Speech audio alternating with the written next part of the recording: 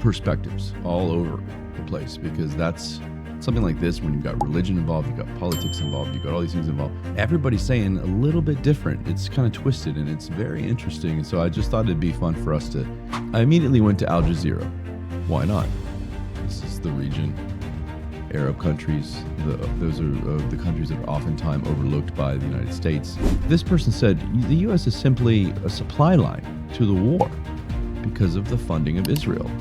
Okay, fair enough. I mentioned that I admitted that we've given more to Israel. And he said that the hell to pay ultimatum woke everybody up, and he thinks that Israel will take him more seriously than Joe Biden. And this was the Hayom, and I'm going to go with that. They immediately said this is a deal between Gaza, Jerusalem, Qatar, I think Egypt's involved, Washington, D.C., and Mar-a-Lago. Anybody and everybody knows what that means. That means that Trump is involved, and Israel is, the publications saying as much. Now, they're not happy. No. You would think Israel would be, okay, fine, they're our allies, they've been taking care of us, but they're kind of pissed off right now. Here's the draft of the ceasefire deal. Okay, phase one. It's supposed to be 42 days. Hamas released 33 hostages, and Israel releases 30 Palestinian prisoners for each civilian hostage, and 50 for each female soldier. Forces move out of the populated areas and they go to edge of Gaza Strip. I had at one point, I think it was about 700 meters, and they let the displaced Palestinians return to their homes and get treatment, get aid, and as it comes in from us and whoever. Welcome to Stay in the Gray podcast. We explore news that gets people talking by blending comedy and controversy. To the banner, feel the word, shadow screams unheard.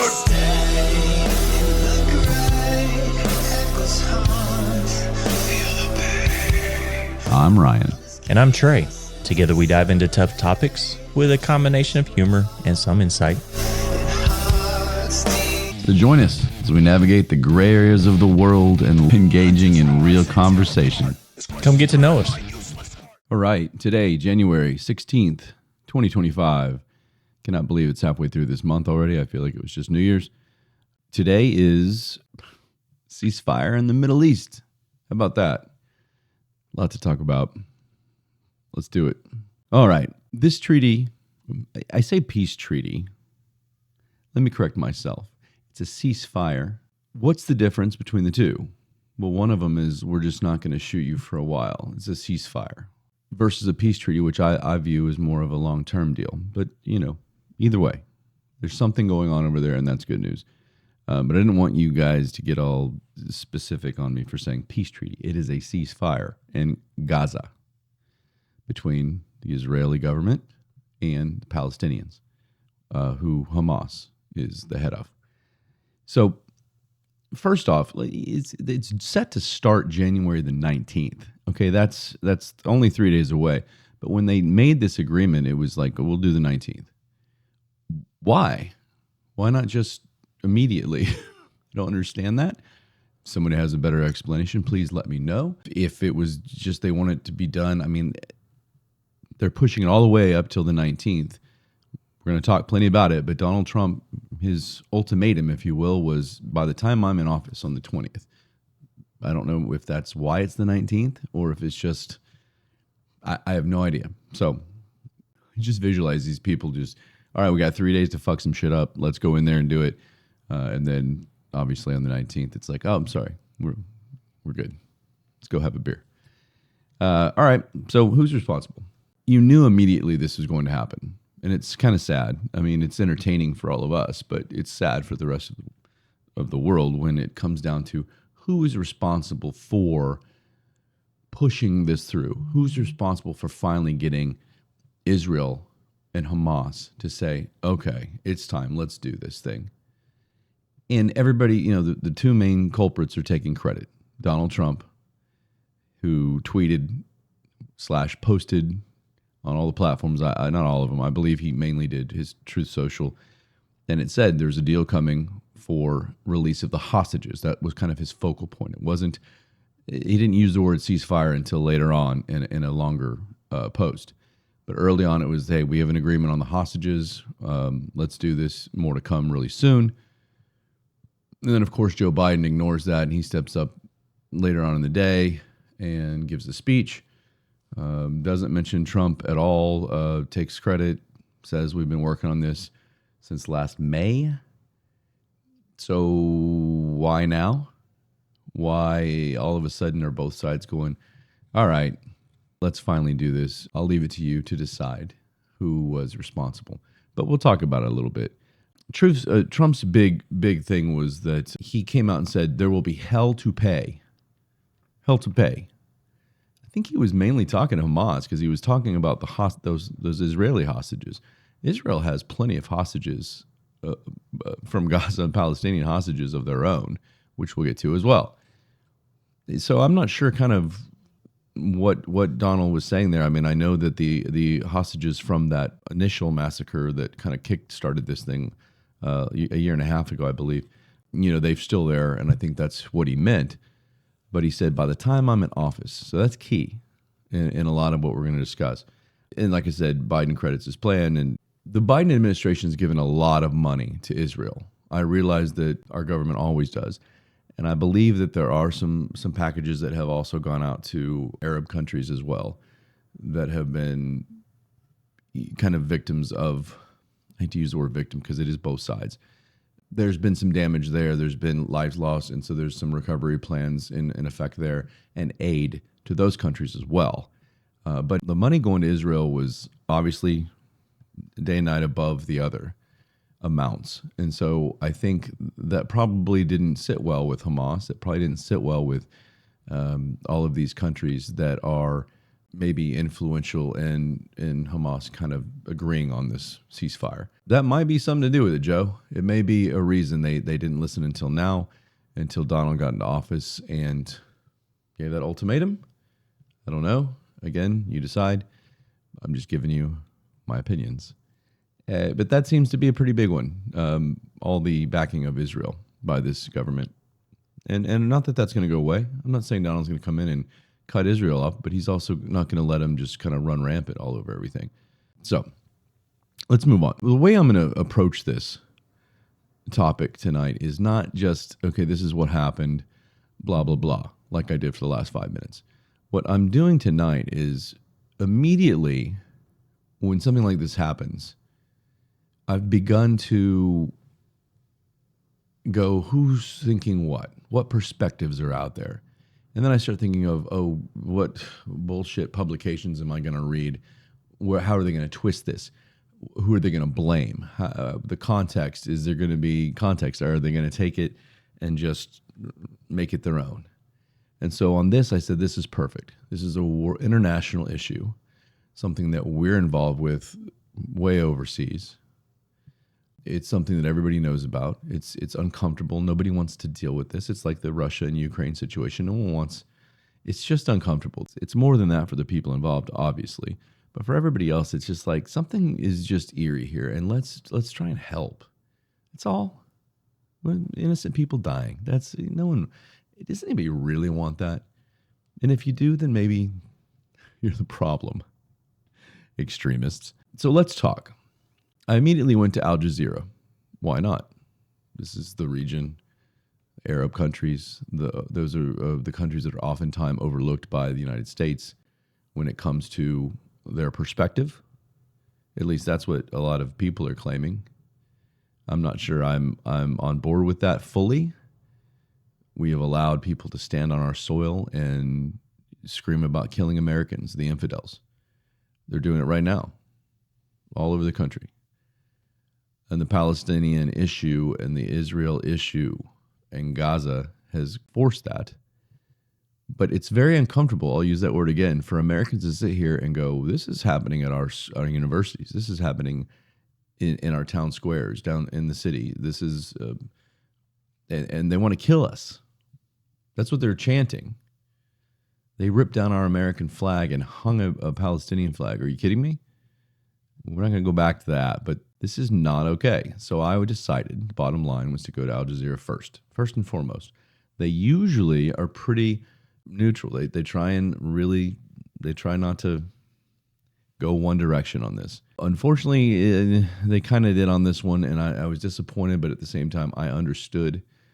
This is an Arab publication overall, and you're probably going to focus on those people more so than not. But let me tell you, their approach was U.S. pressure as a whole. So they weren't describing Trump or Biden in the pressure. However, there were two professors. One, I'll do them both. One was at American University of Beirut, Rami Khoury. And this professor said the following: Trump may be the one to finally get Israel to define its borders and to stop relying on the U.S. when they get themselves into a situation. This is kind of the way he put it. And I thought that, okay, fair enough. Again, credit to Trump by this person. Another person, public policy professor at Hamad bin Khalifa University in Qatar. Again, I believe it's Qatar. I used to say Qatar in our good old American accents, but I think it's Qatar. So I'm going to go with that. And this person said the U.S. is simply a supply line to the war because of the funding of Israel. Okay, fair enough. I mentioned that I admitted that we've given more to Israel. And he said that the hell to pay ultimatum woke everybody up, and he thinks that Israel will take him more seriously than Joe Biden. Take it for what it's worth. These are professors at Arab universities, and just giving you what they said. So there's still, like I said, there's a heavy bias towards the Palestinians. The big consensus, and it ended up being on both sides, but the first was that immediately all the Palestinians are like, this is so great, but they're not going to follow through. This is just temporary. Well, I just hope I can get home before they go back on their word. I get it, but I'm just giving you what they're saying. The testimonials were only Palestinians who had negative things to say, of course, about Israelis. And it was just, and rightfully so, it was a bunch of stories about a bunch of testimonials about how horrible it is, how this has been torture, how they hope to find family, how they hope to go back to a home that's not completely destroyed. All of those types of stories about their time in Gaza and during this conflict. And then there are Palestinian groups who are calling for this accountability from Israel. They want Israel to stand up and say, we're the asshole here. It's all on us. And I don't think you're going to get that. Let's just start with the ceasefire. But to sit here, it's almost like you're saying, we're not okay. We're not going to accept this fully unless you do this. No, we don't need to do that. Why? Just have the ceasefire. Later down the road, if you're talking to somebody, you can say, hey, how about some accountability? But that is not a good idea right now. Let's just stop the friction. Just do it. Get it done. My goodness. Imagine. Yeah, let's not shoot at each other anymore, but you better say that this was all your fault. It's just kind of silly. So let's move on to the Israeli publication. The main one there that I try to get the most popular of these, and this was the Hayom, and I'm going to go with that. They immediately said this is a deal between Gaza, Jerusalem, Qatar, I think Egypt's involved, Washington, D.C., and Mar-a-Lago. Anybody and everybody knows what that means. That means that Trump is involved, and Israel is, their publications saying as much. Now, they're not happy. No. You would think Israel would be, okay, fine, there's our allies, they've been taking care of us, but they're kind of pissed off right now. They don't want the agreement the way that it sits. Joe Biden's agreement, if you will. And apparently Trump is trying to push that. Now, on their front page, they have Donald Trump. His post that hostages, this and that, and of course that's more about Israeli hostages being freed. So of course that made front page, but by doing that, are they insinuating that this is all on Trump now? It's almost like they're just like, Biden isn't even here. Just move on from it. And I think that was the Mar-a-Lago comment, and I think that was why Trump's on the front page with his post. But they're really mad about Netanyahu agreeing to this before Trump got into office because they feel like they could have got a better deal. Once Trump was in there, they could have talked more with him, and he had the absolute power from an executive level. I'm not suggesting that he has absolute power of the government. People, calm down. But the actual power, he's no longer just the president-elect. He's officially the president. And I think that they thought they could get a little better because they believe, just like the Palestinians, that they believe Hamas won't follow through. They believe this is all, let's just get a breather from this and then we can start back up.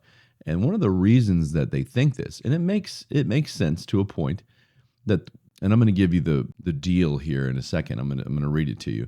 I probably should have led with that, but I'll do it here after I talk about this publication. One of the parts of the deal is that 1,000, I read 2, but this publication is saying 1,000 operatives for Hamas, they use the word operative, are being released from prison. They're essentially prisoners. And I read somewhere that 250 of them have been sentenced to death and or life and all the max. And they're saying that that'll just spark the violence. These operatives are free. They still have their hatred for Israel and for the Jewish faith and probably the West as a whole. They still have that. It isn't going anywhere just because they were freed. So now you're supplementing what's left of Hamas with 1,000 more operatives, if you will. And you're dealing with a situation where they strengthen themselves back up and then they hit again. It seems to me like the extremist mindset. That's why I don't like Hamas. Do I feel for the innocent Palestinian people? Absolutely. Who wouldn't feel bad for the innocent people? It's the elected terrorist organization that's running it all from that side that I have an issue with. I'm not for terrorism. If you're a terrorist group, I don't like you. That doesn't mean I don't like all Palestinians. So let's get over that. They compared the release of all these operatives, and then again, we're back to the Israeli publication. They compared this to the release of some Guantanamo Bay detainees right after 9/11. That about a year after it happened, they were released. And they were kind of around the borders of Canada and Mexico, and they got out, and that was it. And I don't know enough about that. I was pretty young when 9/11 happened, young enough to not want to research. I was going to go drink or something like that. But so they're mad. I mean, they're mad. They're saying, and they're pissed because another part of it is there are supplies and there's aid that's going to go to Gaza to help everybody in that region and try and rebuild and try and stopgap, put a Band-Aid on it. And I think that that's part of their issue. They're saying, well, you're only helping to rebuild Hamas. That's essentially what that's going to do, is they're going to take the supplies, they're going to take everything, and they're going to get strong again. And I don't see that as being too far-fetched either from their perspective. And they're questioning why Trump is willing to push Biden's deal. That's the other thing. They believe that Donald Trump wants to help Israel more, in the sense this is kind of a little bit, maybe too much. 1,000 people, 250 that were on life sentences, things like that. And they're calling it a slap in the face. And so that's interesting. All of a sudden, our ally in Israel and a lot of people who feel we're completely funding this group, this government, now they're not happy with us. So where's that going to leave off? I don't know. So let me go through this real quick before we move on to the next part. The next part's just kind of fun that I wanted to do, and just because when it comes to the publications. Like I said, I was very interested. I kind of jumped on really fast to kind of look at the different perspectives all over the place, because that's something like this, when you've got religion involved, you've got politics involved, you've got all these things involved. Everybody's saying a little bit different. It's kind of twisted, and it's very interesting. And so I just thought it'd be fun for us to do that together, instead of me just sitting here telling you what happened and reading these people on both sides testimonials for what's happened for the last couple of years.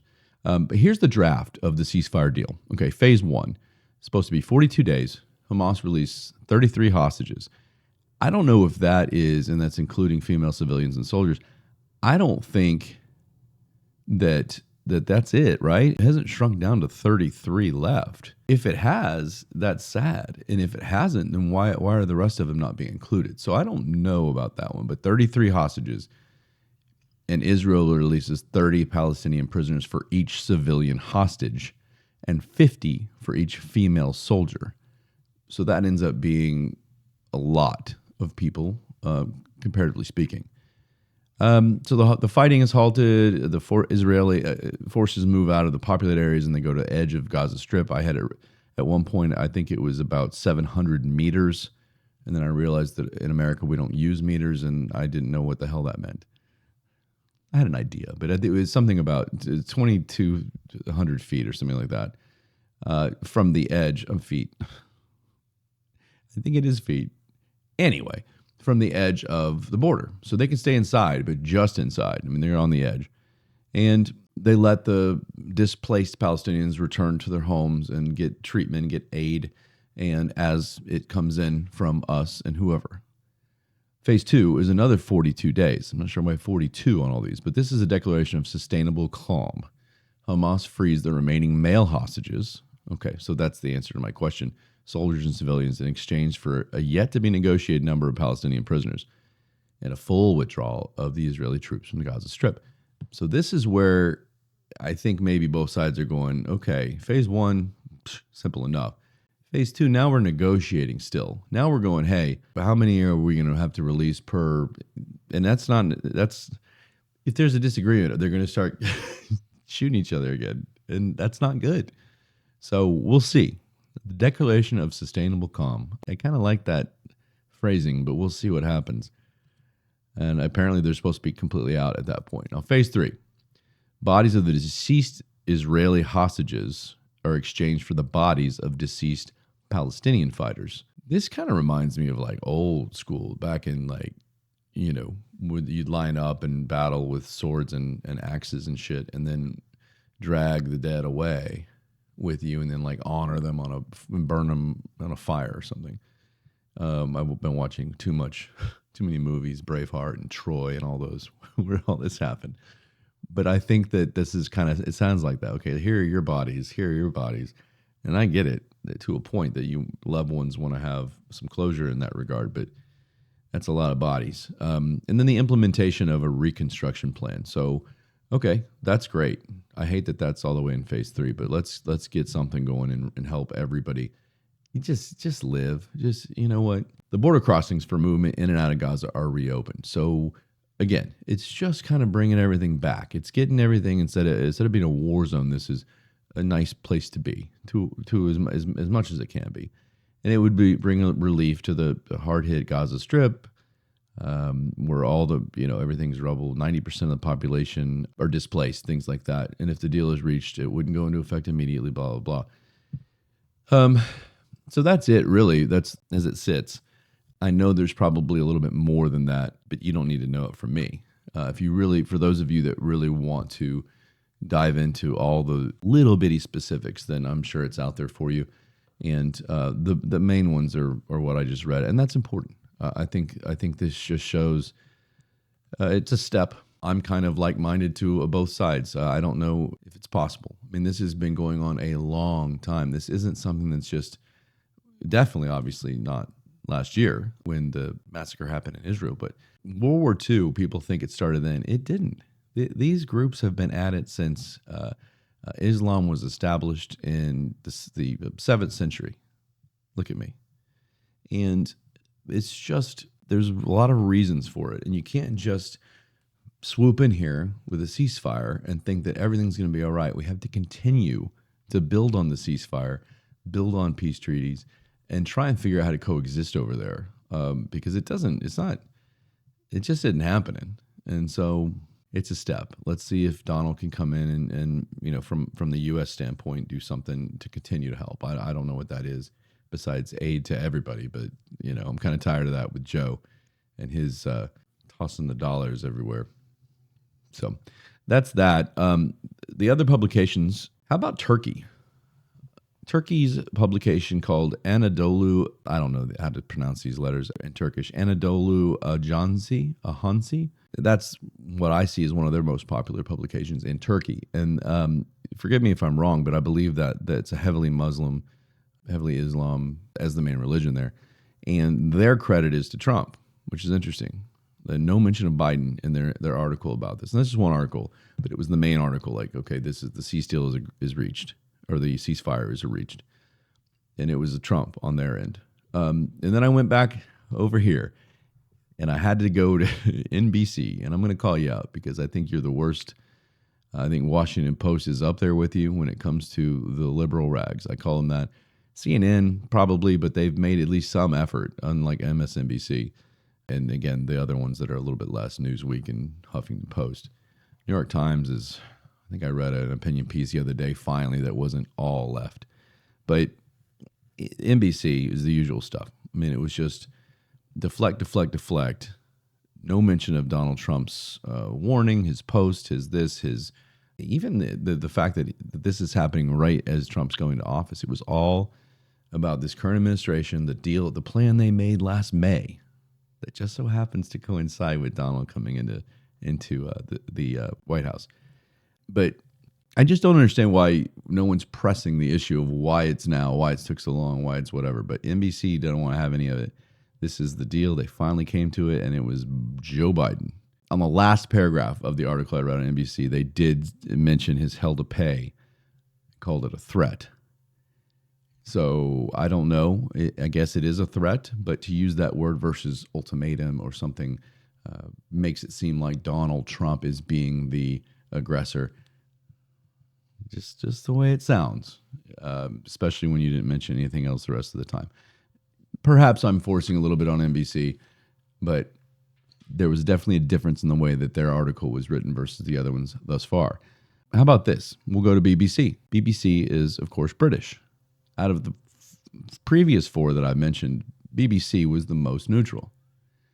That's interesting because I've found recently that BBC has kind of slid, different over here depending on their narrative at the time. So this was interesting. So they did testimonials from both, which I completely respected. You had the Israelis that were excited, the hostages that were being spoken to, their families. Then you had Palestinians that were displaced from their homes. Talk to both. That's a great way to approach it, BBC. Good for you. But there's a mediation expert, I guess with the organization there, that he believed at one point that Prime Minister Netanyahu from Israel would hold off until the 20th. So when Trump got in there, it would be like a present to him, like, here you go. This is for you. We're going to do this. And I'm not sure what that means. I'm not sure if Netanyahu felt like this would help Trump politically, or if this was something that, why wait? Why do that? Why make it a thing? Just end it. Just stop. Because I think just up until the other day, they were bombing and doing stuff. So this is not like they took a time out for a month and said, all right, we'll do this. This is like boom. So no pun intended with the boom. Sorry, I couldn't resist. But so because Trump told Hamas by January 20th, did that kind of propel Netanyahu to go ahead and agree to it? Probably. But I was impressed by BBC and the way that they wrote it and their lack of bias. So good for you, BBC. Just because I was curious, I picked two random countries way away. The furthest away I could possibly, I'm sure there's some others. Furthest away I could possibly think of. I wish I had access to Russian publications, but I didn't even try to look. I assumed that wasn't an option for me. But I went with Chile. Why not? That's pretty fucking far. Way the hell down south. Way far away from the Middle East. Their most popular publication is Nacion. And if there's others that are up there with it, I apologize. I just searched and you remember the first one that came up. Nacion. This story was the fourth story on the front page. The fourth. It was fast. It was quick. There was nothing to it. It was simple. And there was no mention of Biden or Trump by name. It was just the U.S. So maybe that's refreshing that some countries aren't caught up in the political agenda of both sides in the United States. So I went different direction from the Middle East. I went straight east and I landed in Thailand. So I went with The Nation. It's called The Nation Thailand. And I believe it's an English publication so that people in Bangkok and around can have easy access to their news. But so I went with that, so I didn't have to try and hit the translate again. This wasn't even on the front page of that publication. And this was a day after it was later in the day of the day it was announced. So perhaps they were sleeping. I'm not sure the time difference and how that all works, but there was nothing until I searched. I had to search. So therefore they were aware of it. I searched and it came up on the second page, way down. And there were 20 other stories before it. One of them about a guy getting jail time for smacking a young lady on the bottom. That's more important to our Thai listeners and our Thai citizens than the ceasefire in Gaza.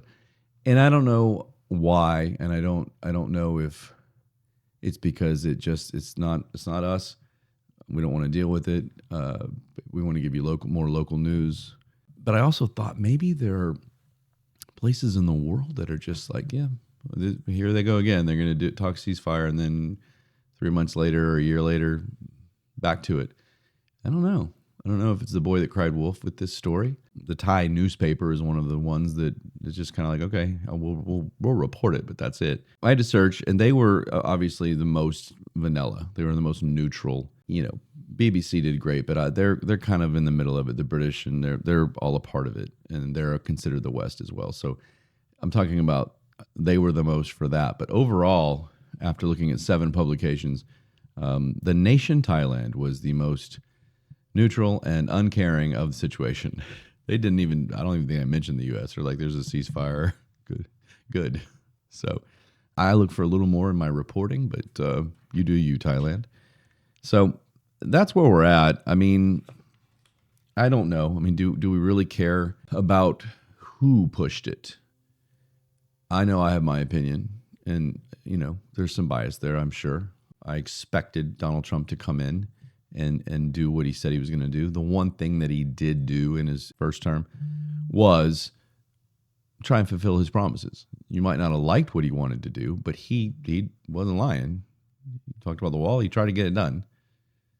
He wants to do this. He's going to do it. He's going to try. So one of the biggest things about Donald Trump was that he did not want war anymore. He didn't want nameless wars. And so because of that, this was one of his priorities, and he's not even in office yet. I guarantee you he's pushing this. I guarantee you he can call up Netanyahu. The other thing that was interesting, and I had it written down here, and I don't know if I just lost it or whatever, and I apologize because, again, I think I lost that note, but his envoy to the Middle East, pick, his choice, and this is, I'm sorry I sound professional, but he's already there with the Biden administration's envoy, and he's working with them.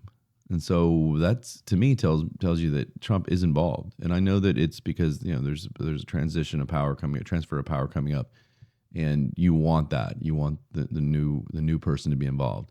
But I just found that kind of like, okay. And apparently he's doing a lot of the negotiating, a lot of the talking. And so that's happening. I just don't know. It doesn't matter, right? Overall, we're happy this is happening. Both sides screaming at each other still. You got to back off from that. You don't look at all the perspectives. Well, I just did. I gave you all of them. That's what people say to me. You're American. You side with Israel. Well, that's not true.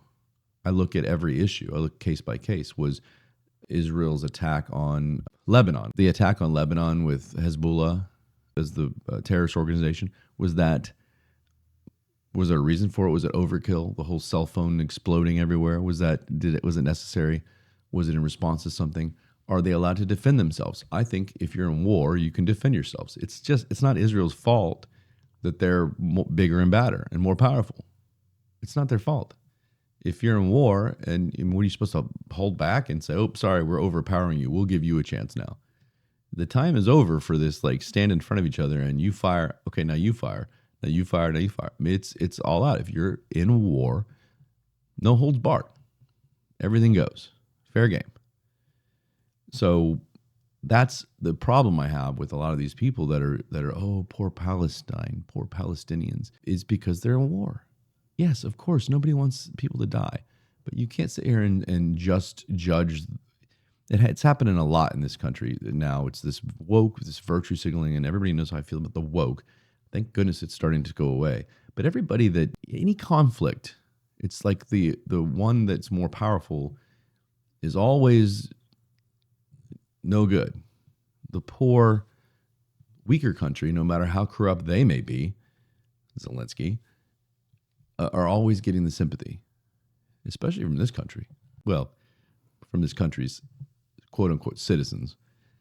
The government has been helping Israel, but they're helping Ukraine. So it's a mess. We need to quit sending all our money. Last show, I talked about the wildfires. I just am baffled by the fact that each individual person, and I'm just throwing this in there, each individual person affected by the fire, and this is Joe Biden talking, gets a one-time payment, by the way, of $770. If I received that and I was affected by the wildfires, I mean, I'd feel like it was a huge slap in the face from my own government. You've sent Ukraine how much money? You've sent the Middle East and Israel how much money? Taiwan, how much money? North Carolina got shit on. Hawaii was shit on when they had their issue a couple years ago. I think it was 2 or 3 years ago. And now the wildfires, $770. Okay, thanks. It's just beyond me, the amount of help and international aid that we've given, and that, maybe we should have voted on it. Maybe these packages they put together, maybe there needs to be a vote, because I know this country is not happy. You get people that are screaming, "Oh yeah, poor Ukraine," flying the Ukraine flags. And unless you have family there or you've moved here from there, take the flags down. This is silly. Be aware of the war, help in the way we can diplomatically, and look at both sides and understand that Ukraine isn't innocent. Putin's an asshole. Russia has got big problems, but it's not all what you're told. It's not just because Russia wants their land. Russia has so much damn land. They have more land than anybody in the world. But they want this. They want Ukraine. Come on. Look at what NATO has done. Look at the missiles and the rockets that have gone into Ukraine. I'm not defending Russia. I'm just telling you it's not as simple as everybody wants to make it. And for us to give $200 or $300 billion to Ukraine, there might be more there. Hunter Biden. So I'll move on from that. I threw that in there because I was kind of frustrated about the California fires, and I know I already did that show, but you needed to hear it, and I'm kind of tying it together here with international conflict. Let's move on and go to about her comments to the show. This is very easy and very quick, and I just feel like I can't believe this conversation actually happened between two men in the United States of America in 2025. And it was in response to a clip I put up where I began the clip talking about, the clip was about how Joe Biden thought he could beat Donald Trump if he had ran, if he'd stayed in the race. And I got a lot of laughing faces, including my own. I think I commented myself and just laughed. It was funny. So I started out by saying, all right, I'm going to tell you about this. It's fucking funny. Yes, I said, fuck, I'm so sorry. And I got this guy that came on and he goes, language. He didn't lecture me. He just basically was pointing it out that I said an oopsie. I said, fuck.